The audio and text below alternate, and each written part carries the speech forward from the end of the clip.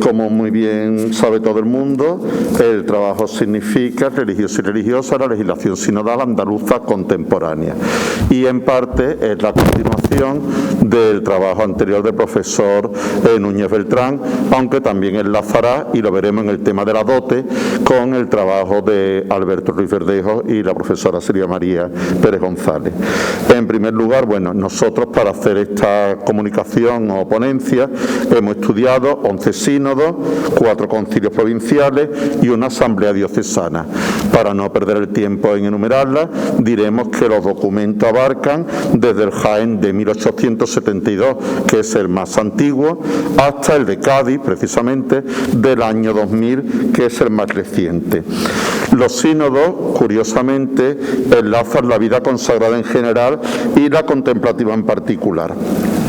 La vida consagrada es un don de Dios Padre a su Iglesia, por medio del Espíritu, una forma estable de vivir en plenitud la vocación cristiana. La vida contemplativa es para la Iglesia motivo de gloria y una fuente de gracias celestiales.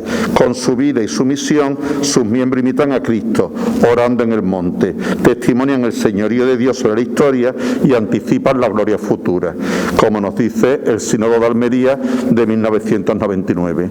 Como en el trabajo del profesor Núñez Beltrán, la estructura es la misma. Empieza hablando de monasterio y convento.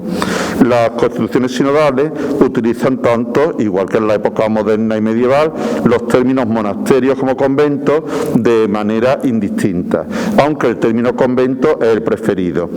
Así, refiriéndose a los capellanes, se indica: los vicarios capellanes de monjas son los jefes de las capillas o iglesias públicas de los conventos de religiosas, señalándose que tienen las mismas obligaciones que los demás clérigos, estando agregados a las parroquias dentro de cuyos límites se halla el convento. En el Concilio Provincial de Sevilla de 1893, refiriéndose a estos capellanes, se indica: se designan capellanes, tienen un cuidado peculiar ya de los monasterios, ya de los jóvenes dirigentes en los colegios religiosos, afirmándose que su misión es la de administrar los sacramentos, excepto el de la penitencia, y es realizar las exequias de las difuntas monjas, pero que no entren en el monasterio para celebrar la misa dentro del claustro, ni con el pretexto de acompañar al médico, al cirujano y obrero, ni dar sepultura al cadáver de alguna monja. Estos capellanes deben mantener la armonía con la comunidad y evitar toda familiaridad excesiva, y no deben intervenir ni traten de intervenir en asuntos de la comunidad o casa en que sirvan, salvo lo concerniente a su ministerio. La potestad para fundar un convento, obviamente, o monasterio, es del obispo. Los sínodos detallan las condiciones para esto. Ordenamos y mandamos, sínodo aprobante, que nunca se consienta la erección de nueva casa de ningún instituto en esta diócesis sin que cumplan las condiciones siguientes: a. Que cuenten con edificio adecuado para el fin propio del instituto. Que igualmente disponga la comunidad de recursos propios para el sostenimiento del número de religiosas que hayan de constituirlo, sin que sean gravosas a las otras casas ya erigidas, aunque sean de su mismo instituto. Que una y otra cosa se haya acreditado formalmente por expediente que se instruirá en nuestra Secretaría de Cámara. Además, en la financiación de una nueva casa religiosa hay que valorar su utilidad y sobre todo la ventaja y el bien que debe ser esperado por el pueblo fiel.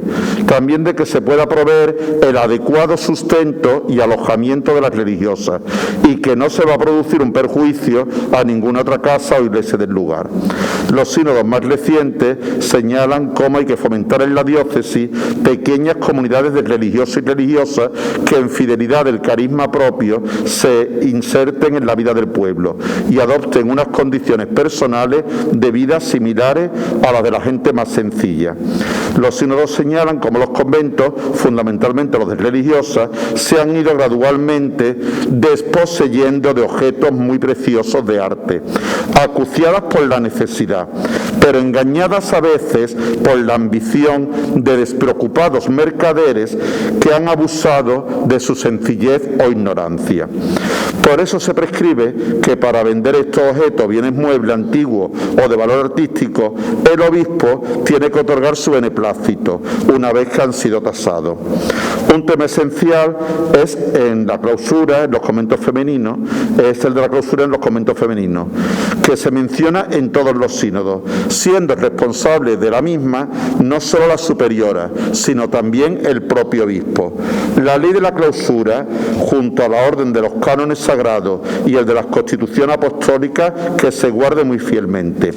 Muy estrictamente sobre la vigilancia de esta debe mostrarse un cuidado especial, no tan solo las superioras, que han de dar cuenta a Dios, sino también los obispos, a quienes esta carga fue impuesta por el Concilio Tridentino, e incluso bajo la invocación del juicio divino y las amenazas de la maldición eterna. Compromiso que atañe, por lo tanto, a la superiora.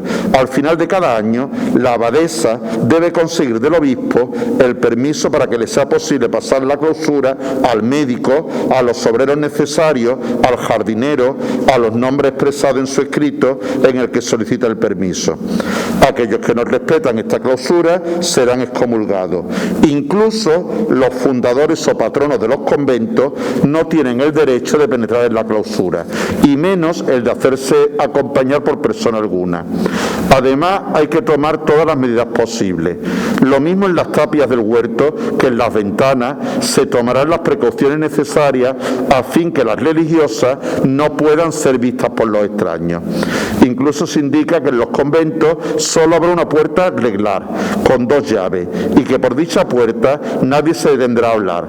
Se prohíbe estrechamente que persona alguna, aunque sea padre o madre, ni religioso de la orden, pueda librar, negociar ni hablar, aunque sea de pie en las dichas puertas reglares, ni recibir los recados para dar a los religiosos.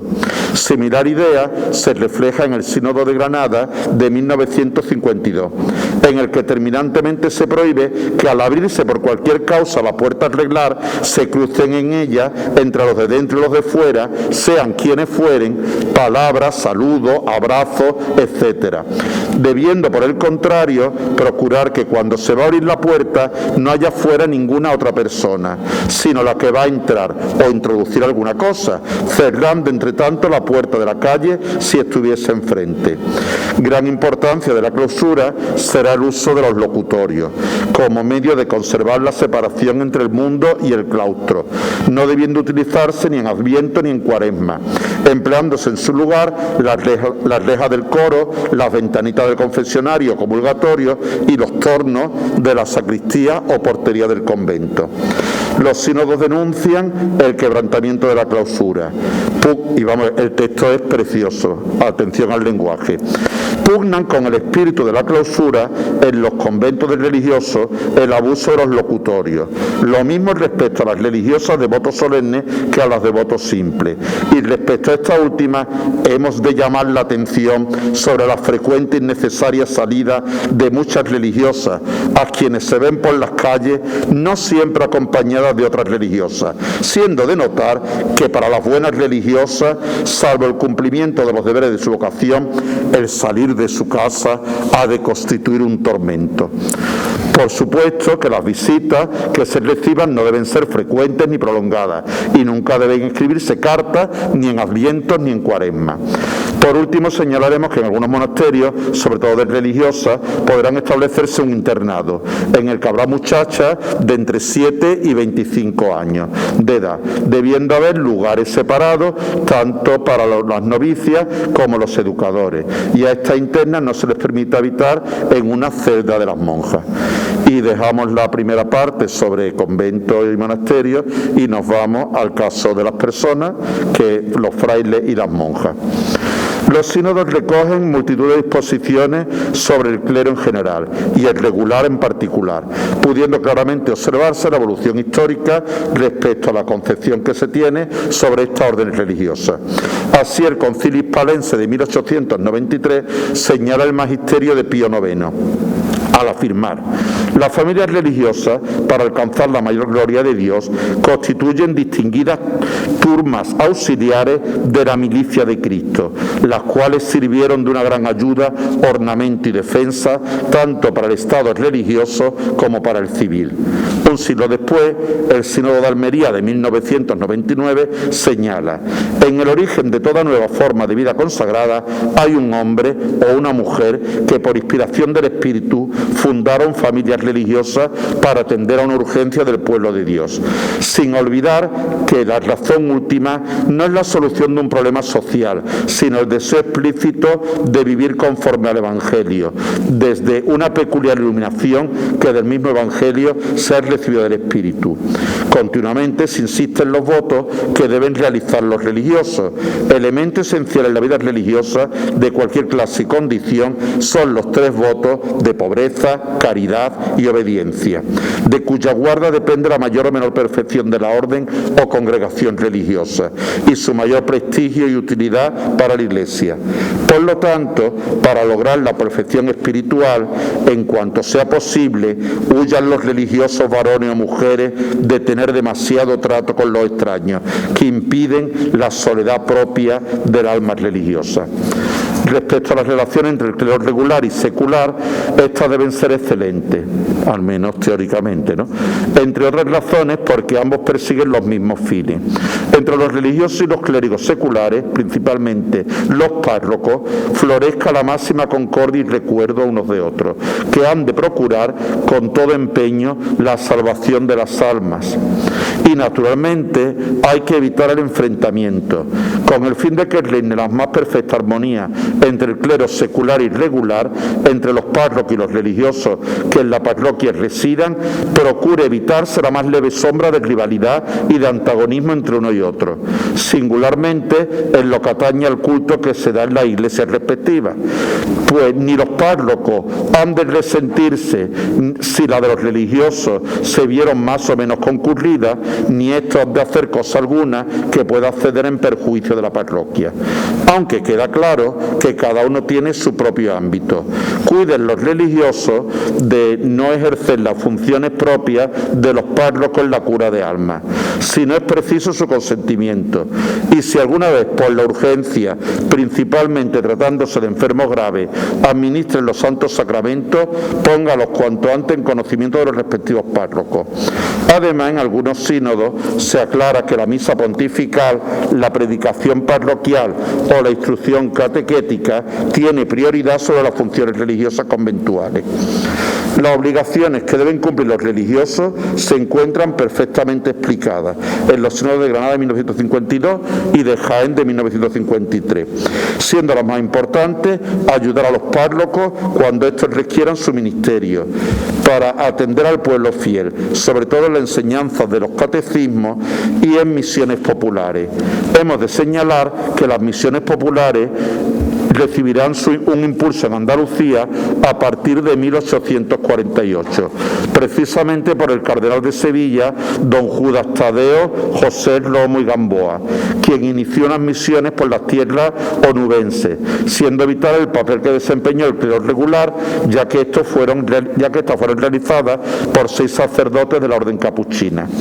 El Sínodo de Málaga de 1909 señala el beneplácito del obispo ante este ministerio del clero regular.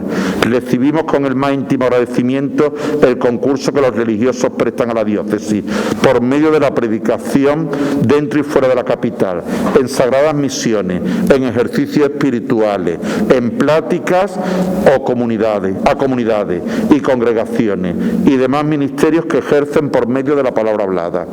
En otros sínodos se indica cómo deben realizarse estas misiones por el clero regular ante la falta de medios. Si por la escasez del recurso no fuera posible sufragar los gastos para las misiones parroquiales, esperemos que los religiosos se presten a darlas, aunque sea sin retribución alguna.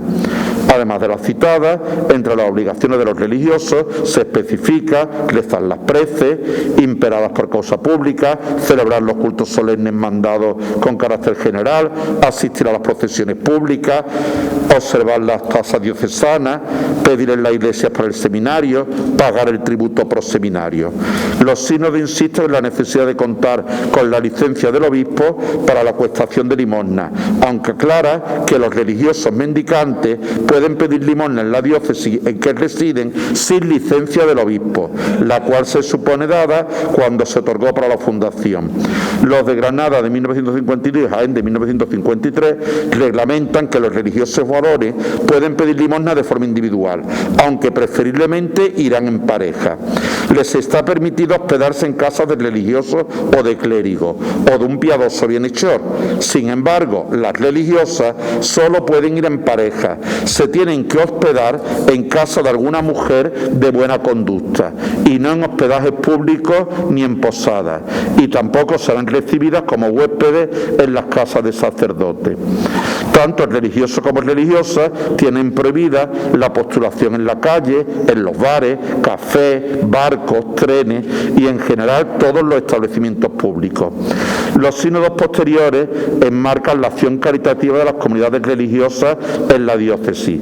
La acción asistencial y caritativa de las comunidades religiosas dedicadas a esta tarea se integrará en la acción caritativa y social de la diócesis, mediante una presencia activa de la misma en Cáritas Diocesana, en el Secretariado de Orientación Social y en el Departamento Especial de Pastoral Sanitaria. Centrándonos exclusivamente en las religiosas, los sínodos, tras realizar un elogio de su forma de vida, indican cómo hay que intentar que se instaure la disciplina conventual. Las flores del germen eclesiástico, decoro y ornamento de la gracia espiritual, la imagen de Dios que responde a la santidad del Señor, la parte más ilustre del rebaño de Cristo, dice San Cipriano, a las vírgenes devotas de Dios perpetuo. Por el deber de nuestro oficio hemos decidido aconsejar alguna cosa que han sido sancionadas por los cánones sagrados para que la disciplina regular se instaure. Otras veces el empleo del condicional permite leer entre líneas. Serían las religiosas de nuestra archidiócesis verdaderos pararrayos que innumerables veces detuvieran la justicia de Dios, provocada por los pecados de los hombres, si todas fueran almas de oración y de sacrificio. Se insiste en el carisma de la vocación, que no debe ser hija del frío cálculo ni de reflexiones interesadas y egoístas, sino como florescencia de sólida piedad que, teniendo por legítimo sello el sacrificio, acredite en el amor del alma a Dios. Debiéndose tener mucho cuidado en la admisión de las novicias, a muchachas de quienes a través de pruebas no dudosas conste que son dignas de tomar el hábito. Por tanto, que se observen exactamente lo que sobre la edad de las postulantes, sus orígenes, las cualidades del alma y del cuerpo, sobre la cantidad y seguridad de la dote y otras cosas, fue prescrita por las leyes de la Iglesia. El Sínodo de Málaga de 1909, siguiendo las disposiciones vigentes, señala que las postulantes deben tener una edad superior a 15 años, haber sido bautizadas y confirmadas, ser libres para tomar dicha decisión, tener una actitud conveniente.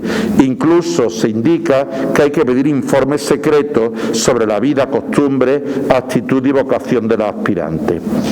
Los sínodos insisten en la necesidad de la aportación de la dote, que habitualmente debe invertirse en títulos de deuda pública, normalmente al 4% de interés, y produciendo un capital fijo que en el caso de Málaga en 1909 deberá oscilar entre 260 y 370 pesetas anuales. Dote que se depositará en establecimientos de crédito seguro. Sin embargo, en el caso de Sevilla, en 1924, más que del interés que produce la dote, se insiste en una cantidad concreta. La dote llega a la suma de 10.000 pesetas de plata o a la suma de 12.500 pesetas de deuda pública hispánica en obligaciones.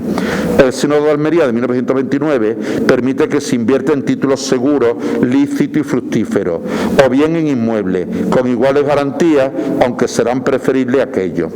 En algunas ocasiones se insiste en que la dote hay que aportarla en metálico. Es muy conveniente que las dotes de las religiosas estén constituidas en dinero, no en censo o en finca. Con el paso del tiempo y como consecuencia de la inflación, los sínodos no se atreven a fijar cantidad alguna. Así, el Concilio Provincial de Sevilla de 1944 indica: puesto que la cantidad asignada para dotar a las monjas en los momentos actuales, a causa de la carestía de la alimentación, es completamente inadecuada para obtener los fines para los que han sido establecidas, prescribimos que mientras se mantengan estas circunstancias, las dotes de las monjas aumente hasta la suma que se considere necesaria de acuerdo con la vida económica del convento.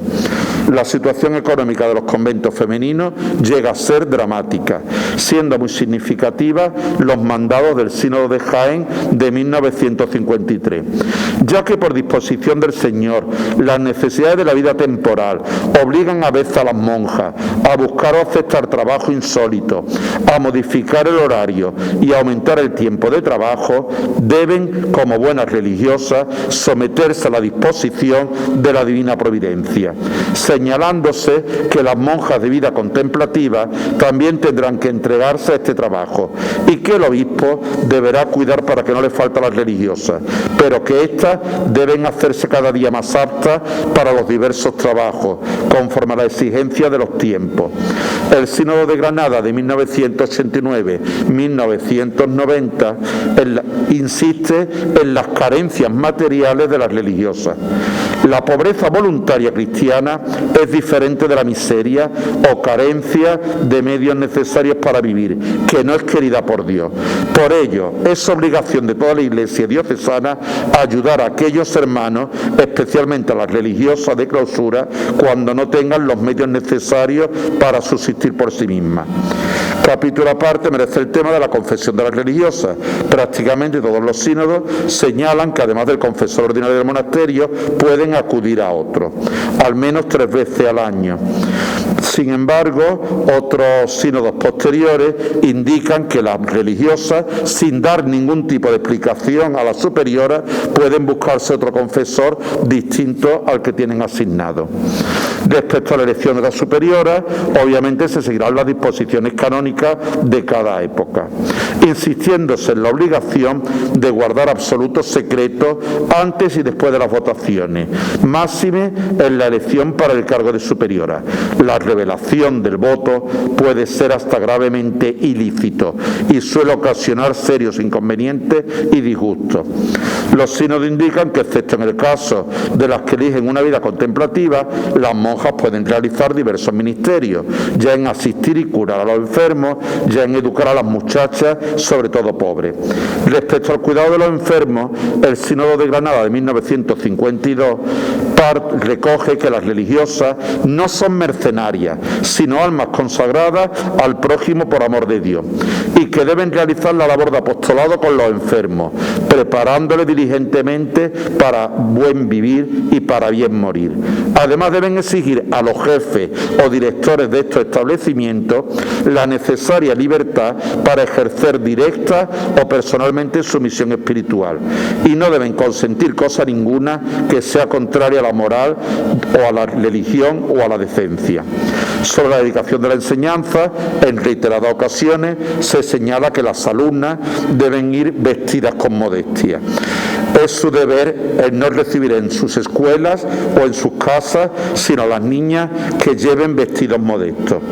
Las docentes deberán contar con la debida preparación.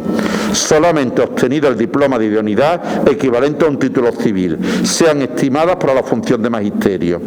Las religiosas, sobre todo, deben preferentemente procurarse dicho título en alguna de las escuelas de magisterio de la Iglesia, como ambiente más adecuado para su estado y condición. Se destaca el hecho de que la docencia es una labor que se realiza como apostolado, que los religiosos de esta clase rehuyan completamente de cualquier apariencia de comercio o negocio al realizar esta función. Consideren atentamente los religiosos y las religiosas que se dedican a la enseñanza que su profesión no es simplemente un modus vivendi, sino una vocación sobrenatural. Han de huir de la apariencia de lucro y mercantilismo que tanto puede dañar al buen nombre y prestigio de la Iglesia. De especial importancia es la prohibición de que estos religiosos dedicados a la enseñanza rivalicen entre sí y que no fomenten la rivalidad o disputa contra otros otras congregaciones religiosas de otra orden o instituciones dedicadas también a este mismo ministerio, y que mucho menos permitan de forma irreflexiva que los propios alumnos se hagan conocedores de esta realidad.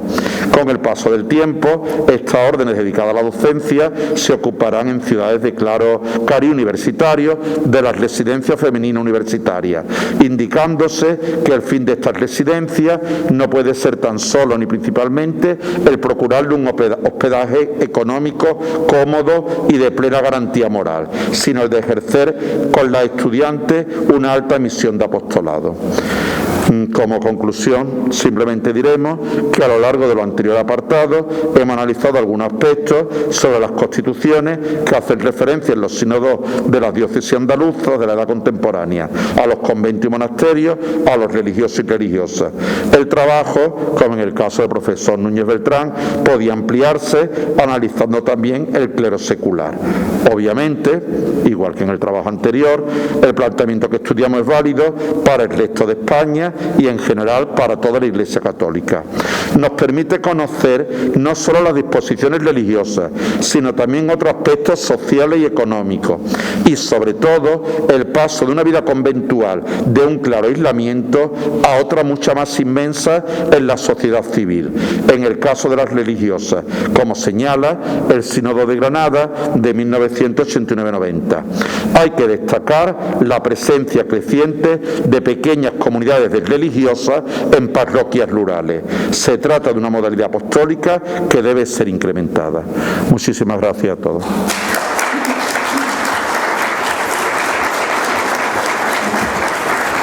Muchas gracias, profesor Luis Domínguez.